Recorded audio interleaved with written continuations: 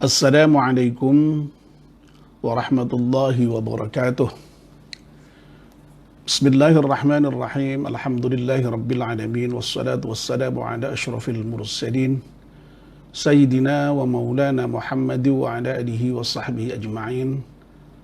Amma ba'd. Ibu-ibu, bapak-bapak, dan saudara-saudara sekalian jamaah Masjid At-Taqwa yang dimuliakan Allah Subhanahu wa taala.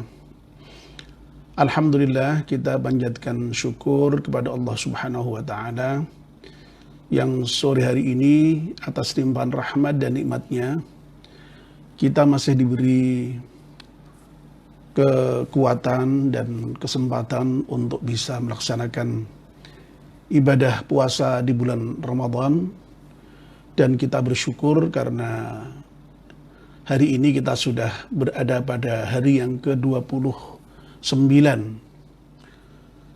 Berarti puasa kita insya Allah tinggal 1 hari besok, dan setelah itu kita akan merayakannya dengan hari raya Idul Fitri.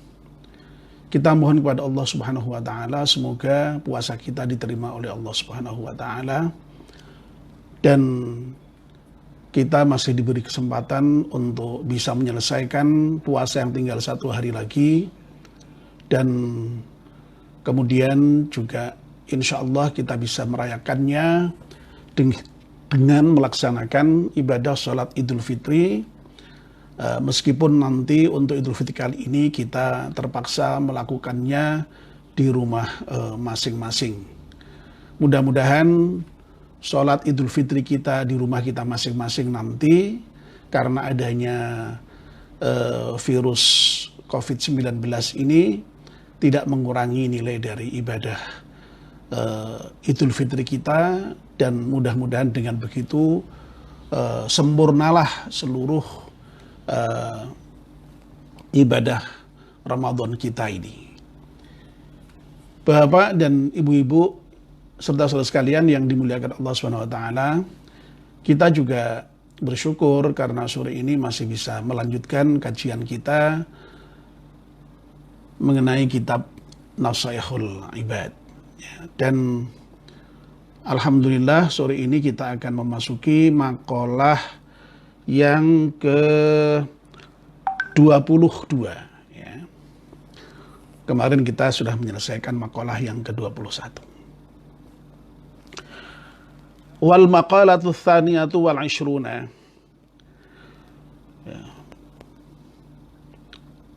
Dan makalah yang ke-22, qila, dikatakan, man kana bit ta'ati 'indallahi qariban kana bainan nasi ghariban. Man kana bit ta'ati 'indallahi qariban, barang siapa yang dengan taatnya kepada Allah itu dia dekat dengan Allah, kana bainan nasi ghariban, maka orang yang dekat dengan Allah dan itu disebabkan karena taatnya kepada Allah itu menjadi asing di antara manusia. Kana bainan nasi ghariban. Ini teks aslinya, dan ini kemudian diberi syarah oleh pengarang kitab Nasaihul Ibad ini. Ai manista'nasa,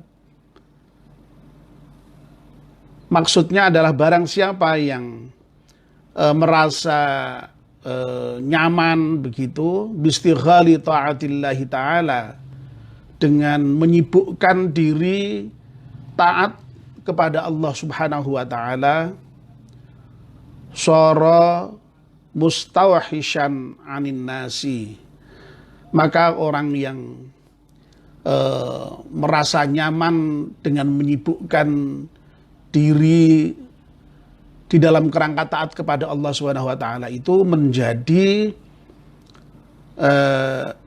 jauh ya, atau terasing aninasi dari manusia. Ya. Bapak, Ibu-ibu, dan saudara sekalian, ya, simpel ini makalah yang ke-22. Ya. Jadi baik teks intinya maupun teks syarahnya ini boleh disimpulkan dengan pernyataan bahwa ketika seseorang itu taat kepada Allah Subhanahu wa Ta'ala dengan sungguh-sungguh, ya, maka orang itu tentu saja dekat dengan Allah Subhanahu wa Ta'ala, dan karena dia itu dekat dengan Allah, maka ya lalu ini ya kemudian justru menjadi jauh itu biasanya ya, di antara manusia. Ya.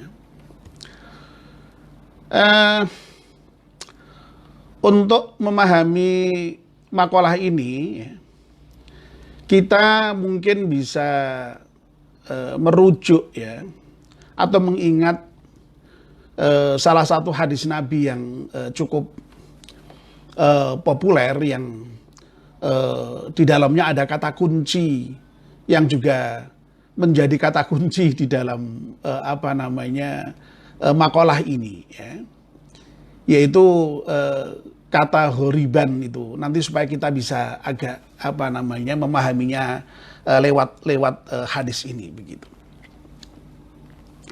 Dalam salah satu hadisnya, Nabi kita Muhammad SAW pernah bersabda, "Bada'al Islamu ghariba wa sayaudu ghariba kama bada'a fatuba lil ghuraba."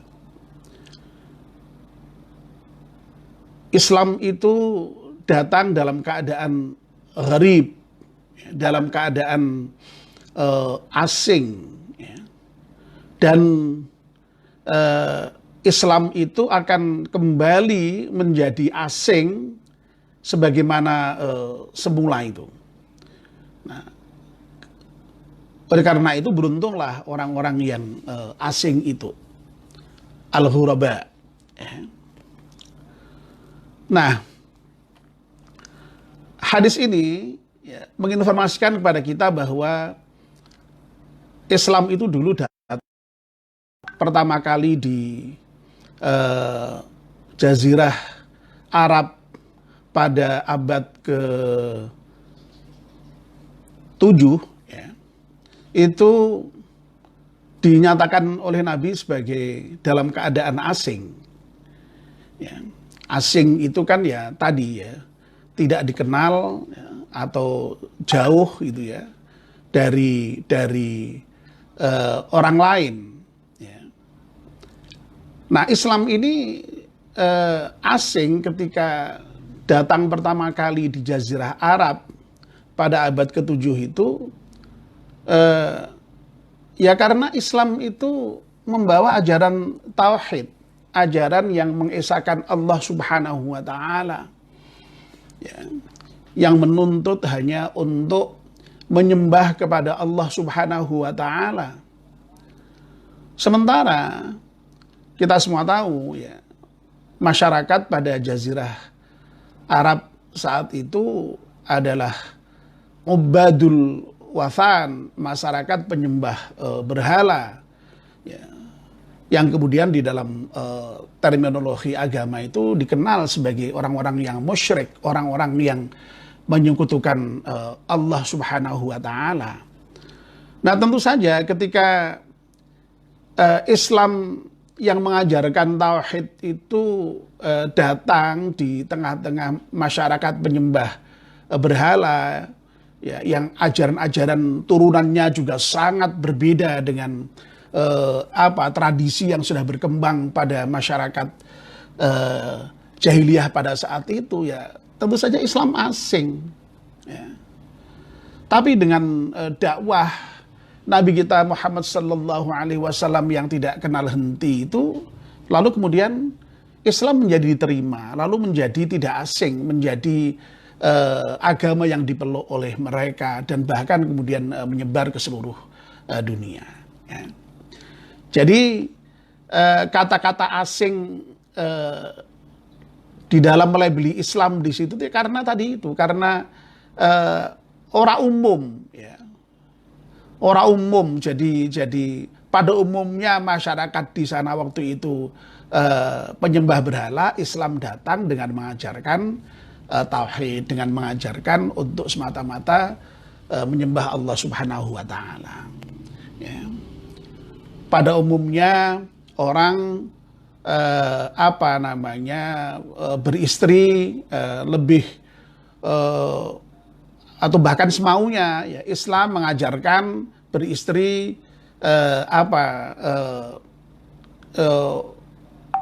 monogami, ya.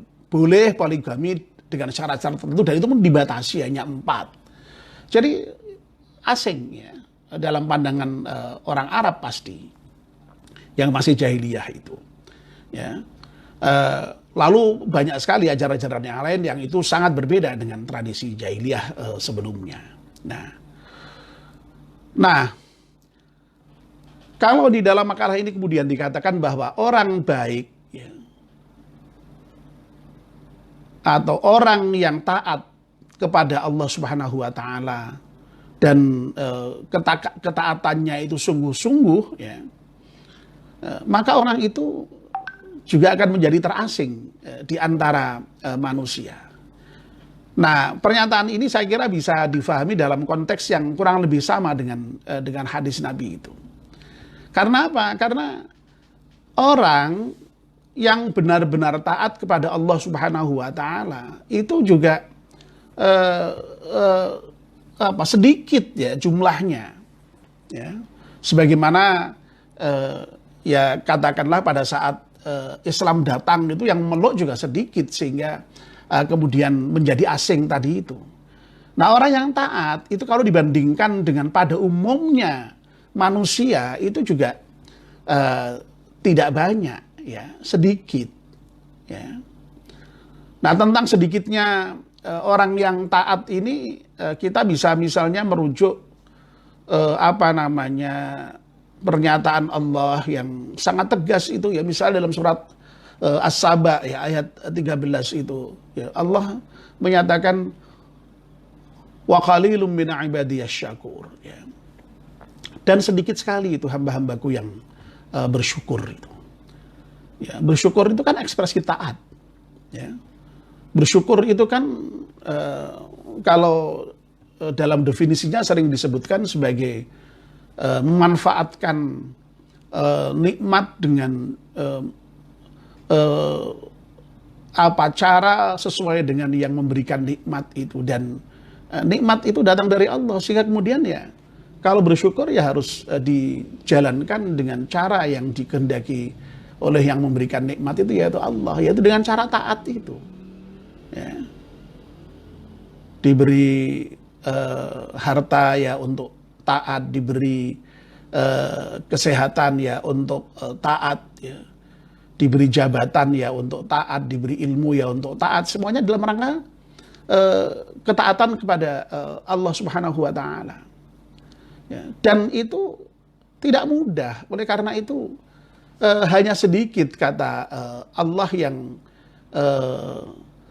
bersyukur itu, ya, orang yang mau taat itu.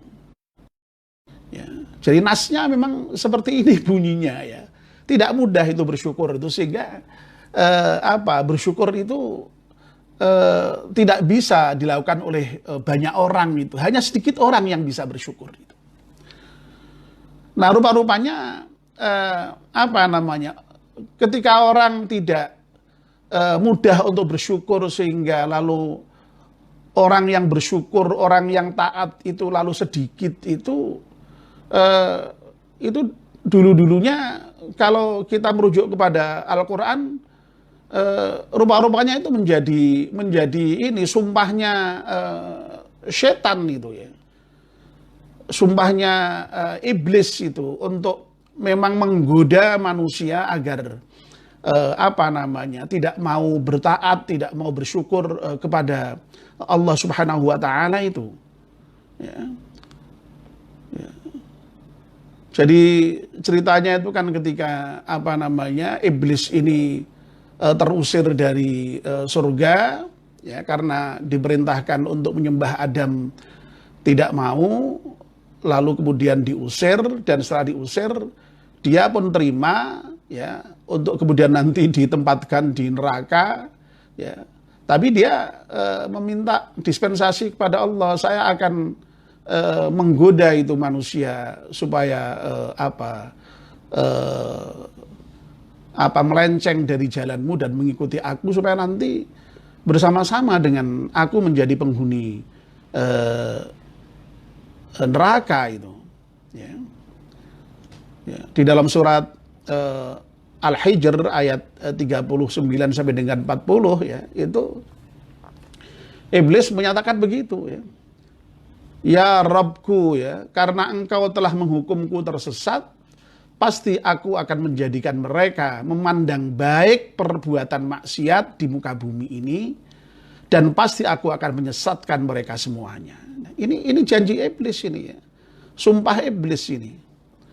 Qala rabbi lima aghwaytani la uzayyina lahum fil ardi wa la ughwiyannahum ajma'in.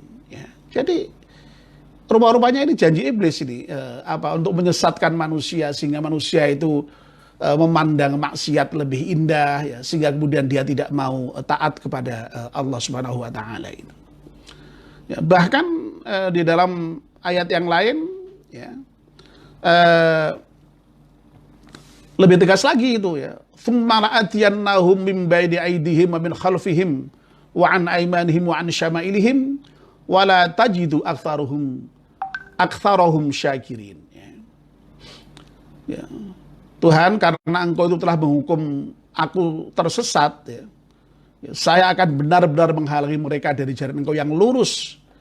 Kemudian saya akan mendatangi mereka dari muka, dari belakang, dari kanan kiri mereka, dan engkau pada akhirnya tidak akan mendapati kebanyakan mereka itu bersyukur atau taat. Ya. Jadi memang sekali lagi orang yang taat, orang yang bersyukur itu sedikit itu dibandingkan dengan orang yang yang taat tadi itu. Ya. Makanya sekali lagi lalu kemudian orang yang sedikit itu ya terasing memang di kalangan orang yang jumlahnya besar gitu. Orang yang taat itu terasing di antara orang-orang yang tidak taat itu. Ya. Itu dari nasnya, ya. Kalau dari sisi fakta sosiologisnya, saya kira data juga menunjukkan begitu memang. Ya. Ya, penduduk Muslim di dunia ini berapa, ya? Pasti lebih sedikit dibandingkan dengan yang non Muslim. Ya. Ya, saya kira barangkali mungkin ya kurang lebih hanya sepertiga dari seluruh penduduk Muslim. Nah, yang Muslim sendiri itu yang kemudian taat berapa itu? Ya. Ya.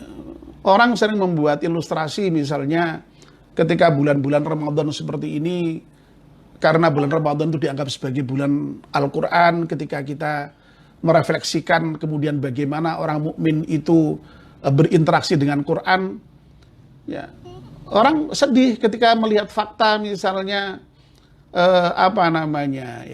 misalnya berapa di antara orang mukmin atau Muslim itu yang bisa membaca Al-Quran, ya.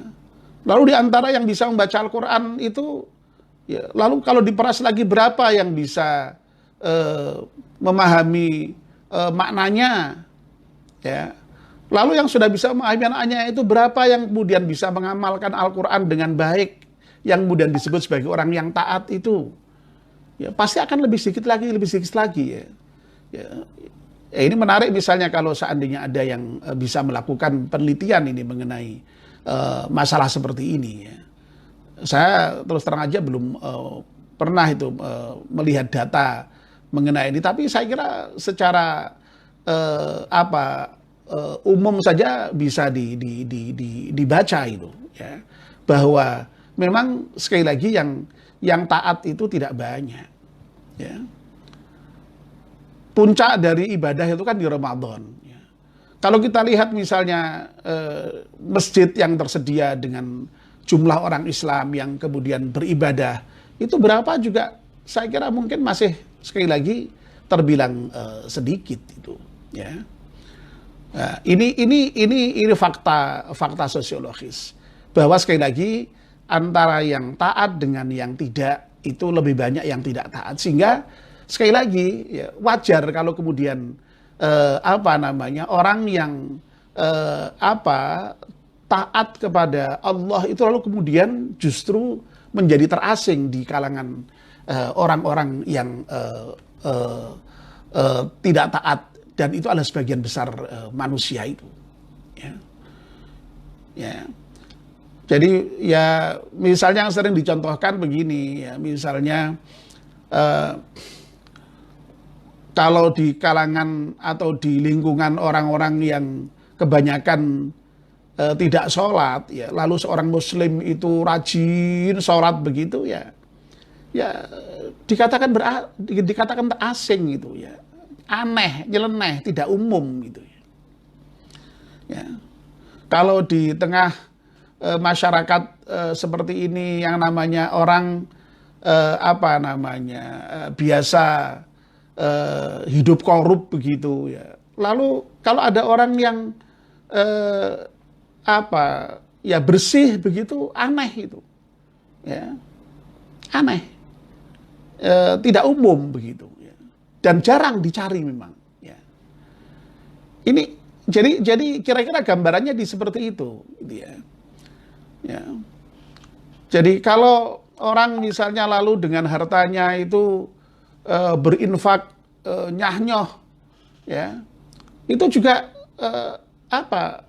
nyeleneh itu, ya, asing di kalangan pada umumnya orang itu, karena ya itu tadi pada umumnya orang ya eman-eman untuk mau berderma dengan mudah dan dengan nyah-nyoh tadi itu, ya, bahasa saya itu, bahasa Jawa itu nyah-nyoh itu memang untuk menggambarkan betapa orang itu tangannya terbuka, ya, tidak kikir, ya. Nah kalau kikir itu sebaliknya, ya, tangan itu digambarkan dengan digenggam terus itu, ya.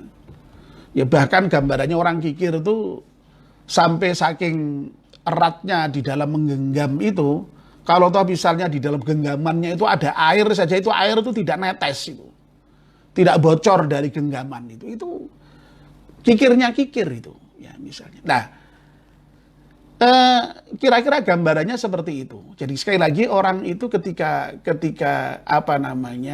taat itu justru malahan menjadi aneh, menjadi asing, menjadi tidak umum di kalangan manusia. Ya manusia yang pada umumnya tidak taat itu memang. Nah ini saya kira ungkapan yang ada di dalam makalah ke-22 itu kira-kira seperti itu bisa difahami, ya. Nah, bapak-bapak dan ibu-ibu yang dimuliakan Allah SWT, meskipun demikian, ya, meskipun fakta sosiologisnya tadi menyatakan bahwa orang yang taat itu justru malah jauh dari manusia karena dia dekat kepada Allah tadi itu jangan lalu kemudian menjadikan kita mengasingkan diri, ya, atau menjauhkan diri dari manusia. Bukan seperti itu maksudnya, ya. Ya. Karena apa? Karena Islam itu sendiri justru mengajarkan kita untuk selalu terlibat dengan manusia, dengan berbagai persoalannya, ya. Jadi manusia boleh memandang asing kita kalau kita itu taat, tapi kita sendiri jangan lalu kemudian mengasingkan diri. jangan menjauhkan diri dari orang, dari manusia, ya, yang kebanyakan tadi yang tidak taat sekalipun. Justru kita dituntut untuk terus bisa terlibat dengan persoalan-persoalan manusia seintens mungkin, ya. Dan Nabi di dalam sepanjang sejarahnya itu mencontohkan seperti itu. Itulah sebabnya makanya Nabi itu meskipun dulunya tadi ya datang dengan membawa Islam sebagai agama yang asing, tapi dengan dakwah Nabi yang sedemikian rupa justru memperhatikan persoalan-persoalan kemanusiaan, ya, sebagaimana digambarkan di dalam salah satu ayat Al-Quran mengenai sifat-sifat Nabi itu, ya. Laqad ja'akum rasulun min anfusikum azizun 'alaihi ma 'anittum harisun 'alaikum bil mu'minina raufur rahim, ya. Jadi Nabi itu datang ke masyarakat jahiliyah itu dengan suasana yang Nabi itu merasa berat, ya, melihat penderitaan orang yang taat kepada Allah itu cenderung untuk dijauhi manusia, ya. Tapi kita sendiri jangan menjauh itu, jangan mengasingkan diri dari manusia. Kita harus terlibat dengan berbagai persoalan-persoalan mereka, ya. Dan kita kan memang tahu ya bahwa Islam itu adalah ajaran Allah yang mengandung dua sisi, ya, yaitu hablum minallah dan hablum minan nas. Ya, jadi bahwa Islam itu dimensinya ada yang ibadah vertikal individual, hubungan manusia dengan Allah semata, tapi juga mengandung juga dimensi sosial horizontal. Ya. Justru kita harus berlaku baik, ya, dalam kondisi apapun itu kepada manusia yang lain, ya. Dan sampai-sampai Nabi juga pernah menyatakan, ya, ittaqillah haitsu ma kunta wa adbis sayyatal hasanata tamhuha wa khaliqin nasa bi khuluqin hasan. Hendaklah kamu bertakwa kepada Allah di mana saja kamu berada, ya, dan ikutilah perbuatan yang buruk itu dengan perbuatan yang baik, karena perbuatan yang baik itu akan menghapuskan perbuatan yang tidak baik, ya. Dan bergaullah dengan manusia itu dengan akhlak yang baik, ya. Nah, ajaran Islam saya kira Masya Allah itu terkait dengan persoalan kemanusiaan itu, ya. Jadi termasuk di bulan Ramadan ini, ya, kita diwajibkan untuk membayar zakat fitrah, ya, untuk mau berbagi, ya. Lebih-lebih di situasi wabah Covid ini, ya. Kita juga semakin dituntut untuk lebih banyak berbagi lagi, karena di seberang sana banyak sekali itu saudara-saudara kita yang terdampak dengan Covid ini sehingga sangat-sangat membutuhkan, ya. Nah, sementara kita yang kebetulan diberi kelebihan rezeki, ya kita bersyukur di satu sisi, ya, dengan Covid ini kan sedikit banyak karena konsumerisme kita berkurang, otomatis ya saya kira sisa uang kita ya menjadi lebih banyak bersisa lah, ya, dibandingkan dengan hari-hari normal, ya. Uang kita tidak pernah ke mall, tidak pernah ke restoran, tidak pernah ke pasar, ya, kita di rumah saja. Kalau toh kita misalnya memenuhi kebutuhan yang minimal, paling hanya makan minum saja. Nah, kelebihan rezeki bagi yang punya itu ya sekarang ini saatnya sangat tepat untuk di-share kepada saudara-saudara kita yang betul-betul membutuhkan. Ya. Jadi luar biasa itu ajaran Islam itu, ya. Dengan membayar zakat fitrah, dengan membayar zakat mal, ya. Lalu dengan orang lain ya disuruh baik, kalau salah minta maaf, ya. Atau orang lain salah dimaafkan. Ini kan ajaran-ajaran yang luar biasa untuk memupuk kehidupan sosial bermasyarakat yang baik, ya. Jadi Islam sekali lagi tidak mengajarkan untuk mengasingkan diri atau ada bahasa teknis lain yang juga dikenal dalam bahasa agama itu uzlah ya. Jadi masyarakat yang katakanlah tidak taat sekalipun, masyarakat yang tidak baik sekalipun, kita sedapat mungkin justru tidak uzlah, tidak mengasingkan diri. Kita harus terlibat dengan berbagai macam persoalan yang dihadapi masyarakat ya. Memang kalau sampai pada level katakanlah kita lalu kemudian khawatir justru kita yang tidak bisa memperbaiki keadaan, tapi kita yang justru akan kemudian ikut arus, nah itu baru kemudian uzlah itu dibenarkan ya. Tapi selama kita masih mampu mengatasi situasi dan kita masih bisa memberikan kontribusi untuk perbaikan terhadap masyarakat ya, apalagi masyarakat sudah baik, kita tetap diminta itu untuk terlibat dengan kegiatan. Dengan begitu lalu kemudian masyarakat juga mudah-mudahan akan menjadi menerima kita dan menjadi baik masyarakat secara keseluruhan. Nah itu yang mudah-mudahan bisa kita lakukan. Amin ya rabbal alamin. Demikian kajian kita sore ini, mudah-mudahan bermanfaat. Mari kita akhiri dengan berdoa bersama-sama. Bismillahirrahmanirrahim. Wal asri innal insana lafi khusrin illa alladzina amanu wa amilus salihati wa tawassaw bil haqqi wa tawassaw bis sabr. Subhanakallahumma wa bihamdika asyhadu an la ilaha illa anta astaghfiruka wa atubu ilaik. Wassalamualaikum warahmatullahi wabarakatuh.